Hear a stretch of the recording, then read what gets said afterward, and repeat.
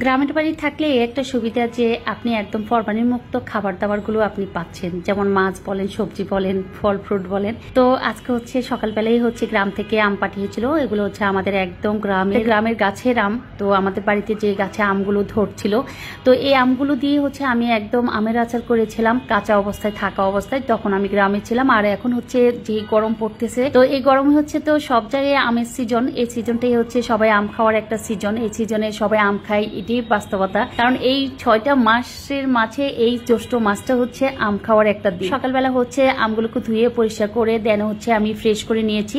এদিকে হচ্ছে সকালে যারা যারা নাস্তা খাবে তাদের জন্য নাস্তা রেডি করছি। আর হচ্ছে যারা নাস্তা না খেয়ে শুধু চা বিস্কিট খাবে তাদের জন্য চা বিস্কিটের জন্য আয়োজন করেছি। তো সকালবেলা একটু আমও কেটে দিয়েছিলাম, যেহেতু সকালে নাস্তা করার পর যদি কারো অভ্যাস থাকে আম খেয়ে নেবে।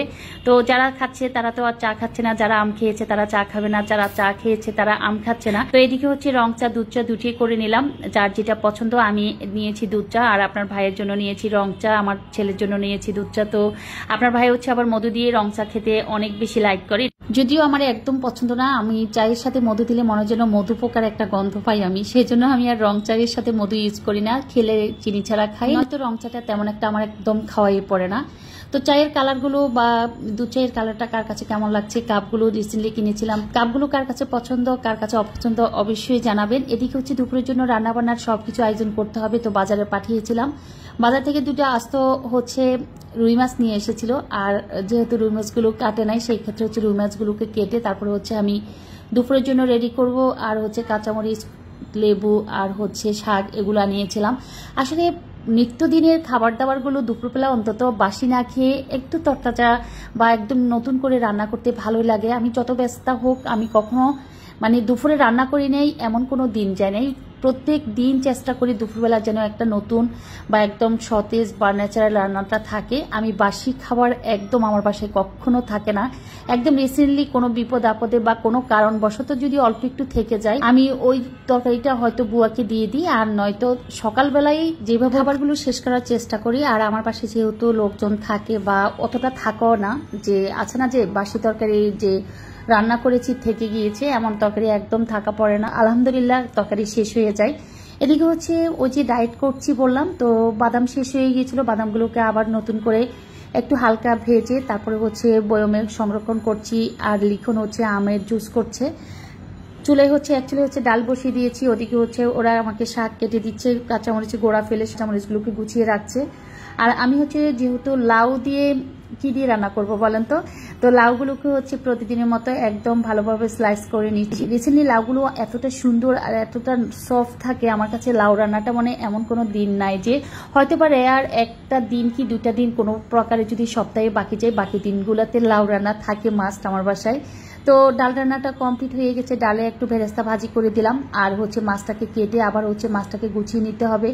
অন্য চুলায় হচ্ছে ভাত বসিয়ে দিয়েছি, কারণ একটার পর একটা রান্না করলে সুবিধা হয় কি চুলাটা যাতে খালি না যায় সেদিকে আমার খেয়াল থাকে। এদিকে হচ্ছে চিংড়ি মাছ, পেঁয়াজ কুচি, পেঁয়াজ বাটা, হালকা একটু রসুন বাটা, তারপরে হচ্ছে তেল দিয়ে ভালোভাবে মশলাটাকে কষিয়ে নিয়ে হচ্ছে শাকের জন্য রেডি করে রাখছি। আবার ওদিকে হচ্ছে যে দুটো রুই মাছ এনেছিল বাজার থেকে, তো আপনার ভাই হচ্ছে কি ওভাবে এখন যেই বাসায় মাছ কিনে না কেন বুঝে যে আমি আমার মতো করে কাটতে পছন্দ করি, তো সেই জন্য আর রুই মাছটাকে বাজারের যে লোকজন থাকে তাদেরকে দিয়ে না কাটিয়ে বাসায় আস্ত নিয়ে এসেছিল। আর আমি হচ্ছে মাছগুলোকে এখন আমার মতো করে পছন্দ অনুযায়ী কেটে নিচ্ছি। অনেকে আমাকে অনেকভাবে কমেন্টস বক্সে জানতে চেয়েছিলেন, আপু বটিটা কোথায় থেকে নিয়েছিলেন। আসলে আপু আমি এই বটিটা নিয়েছি আরো 1 বছর আগে।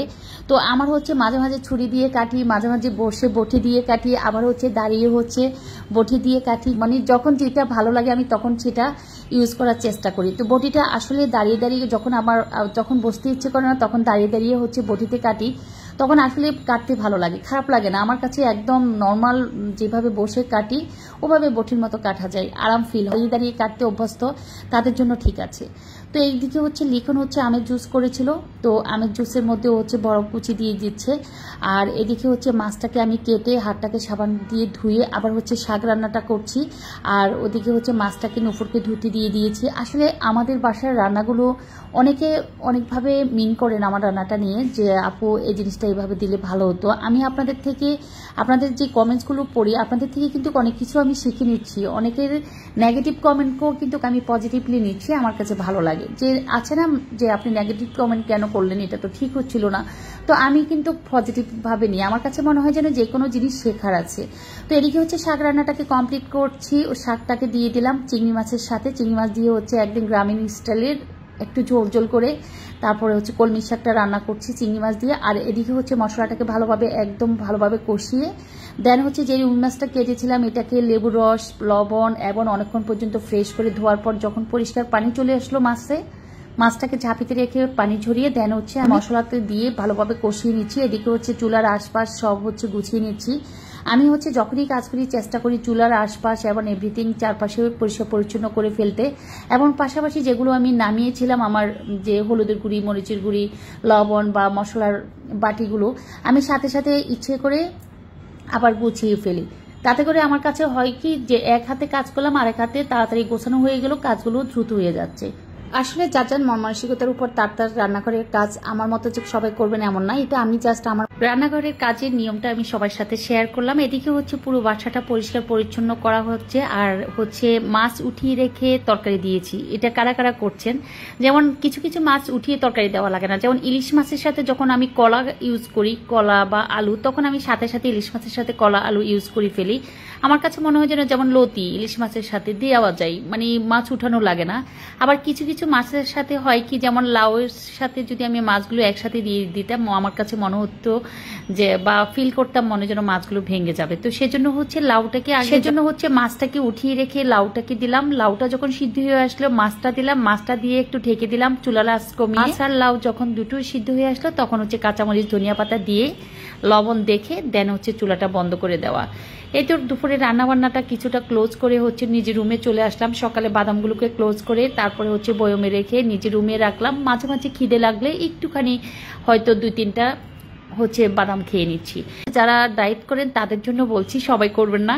এটা আমার মনে হচ্ছে যে একটু ক্ষুধা লাগলে 2-1টা বাদাম, অবশ্য বেশি খাওয়া যাবে না, অতিরিক্ত বাদামও কিন্তু আপনার সমস্যা হতে পারে। তো এদিকে হচ্ছে বাসাটা একদম ফ্রেশ করে গোছানোর পর রান্না বান্নার শেষের পর প্রতিদিনই আমি একবার প্রত্যেকটা রুমে একবার চোখ বোলাই। আমার কাছে মনে হয় যেন প্রতিটা রুম বা প্রতিটা রুমের স্পেসগুলো ঠিক আছে কিনা, গোছানো আছে কিনা, ময়লা আছে কিনা, অপরিষ্কার আছে কিনা, সবকিছু দেখার পর হচ্ছে গোসল করে সবাইকে দুপুরের খাবার দিয়ে দিই।